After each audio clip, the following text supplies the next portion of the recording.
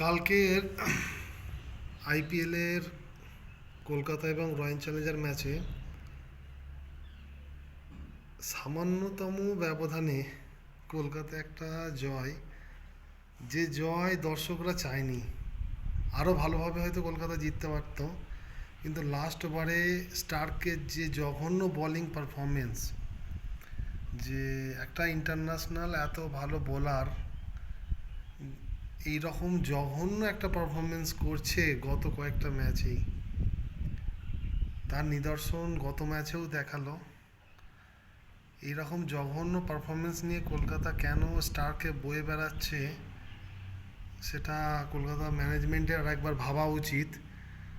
আমরা আশা করি আগামী ম্যাচ থেকে স্টারকে বসানো দরকার। তার জায়গায় কোনো লোকাল ভারতীয় বোলারকে সুযোগ দিলে সে তার 100% দেওয়ার সুযোগ চেষ্টা করবে। মিচেল স্টার্ক শুধু সময় পাস করছে।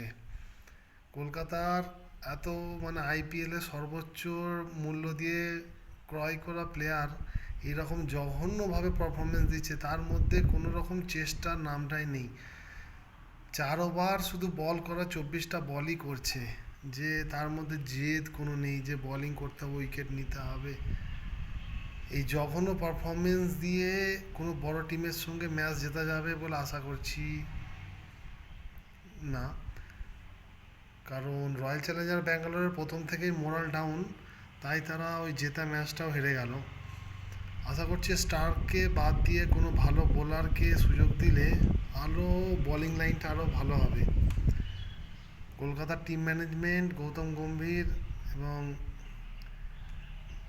ক্যাপ্টেনের এটা ভাবা উচিত, স্টার্ক যতই ভালো বোলার হোক, বড় বোলার হোক, স্টার্ককে কয়েকটা ম্যাচে বিশ্রাম দেওয়া উচিত। আমরা আগামী ম্যাচগুলো চাই কলকাতা আরও ভালোভাবে খেলুক, কলকাতা জিতুক,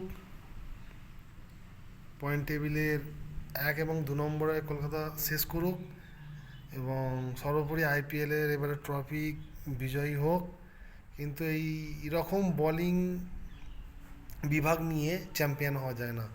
চ্যাম্পিয়ন হতে গেলে প্রত্যেকটা বিভাগকেই শক্ত হতে হবে, প্রত্যেকটা বিভাগকেই মজবুতির সঙ্গে খেলতে হবে। স্টার্কের নেতৃত্বে এই বোলিং বিভাগ চলবে না।